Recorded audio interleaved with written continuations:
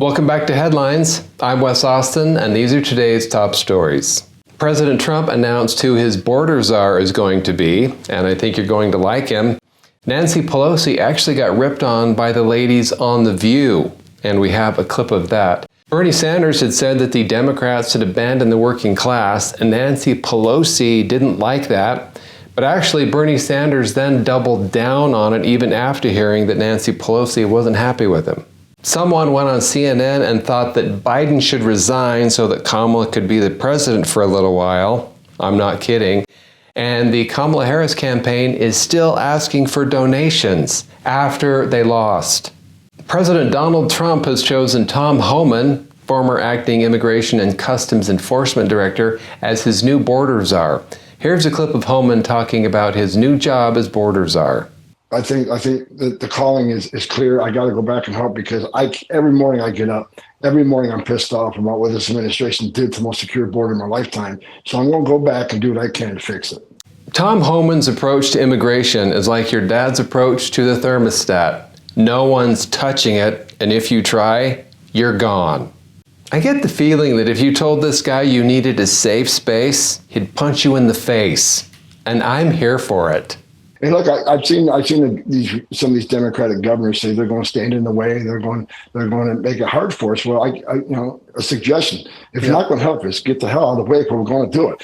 Oh, some Democratic governors want to stand in Homan's way. That's like a speed bump trying to stop a bulldozer. And Gavin Newsom, he's talking to you. The claws are out on The View, and this time for Nancy Pelosi. They ripped Pelosi for blaming Biden for Kamala losing. Here's what Pelosi said on a podcast that got them all fired up on The View. Had the president gotten out sooner, there may have been other candidates in the race. Kamala, I think, still would have won, but she may have been stronger. Nancy, have you not done enough to Joe already? I'm pretty sure the problem wasn't Biden being in the way. It was the fact that Kamala is, well, Kamala. After hearing this, The View went full intervention mode on Nancy. Nancy, put down the microphone. It's not helping anyone. I mean, why, Nancy? Why? I find this so unproductive, so nasty, so unnecessary. It's like she wants to make sure that people know it wasn't her. She has no blame in this. I said Biden should have gotten out earlier. I said there shouldn't have been a primary. Don't blame me. I can't believe I'm going to say this, but I think the ladies on The View were right about Nancy. They really laid into her for saying that Biden should have dropped out sooner so Kamala would be stronger. They didn't agree with Nancy's logic, which was basically, Kamala would have been great if only every other person running would have dropped out so there was nobody left to compete with her.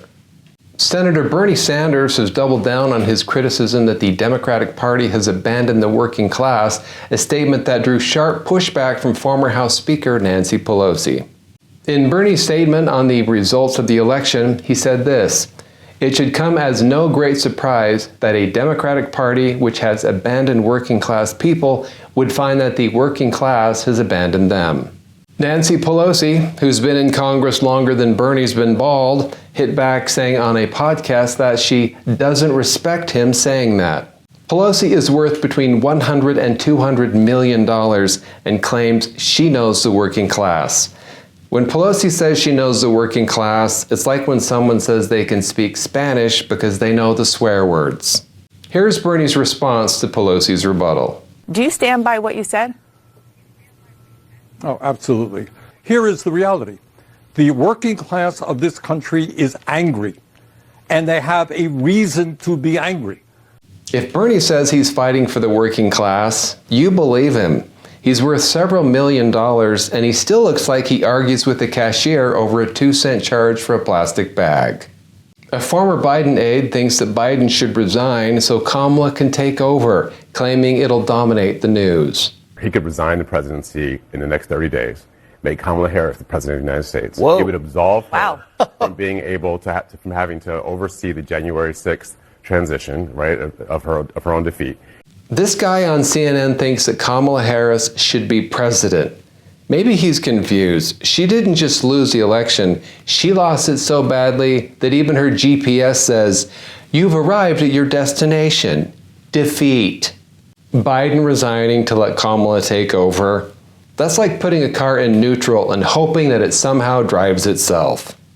Since losing the election, Kamala Harris's campaign has still been sending out fundraising emails claiming that the Harris Fight Fund is collecting donations.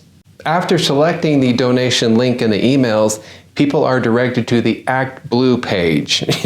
You know, if anybody clicks on that link, honestly, something should pop up and just say, "You need mental help. The election's over, you moron." Anyway, so, okay, if they click on the link, people go to this Act Blue page for the Harris Victory Fund, where the fine print says the first $41,000 in donations will be sent to the DNC.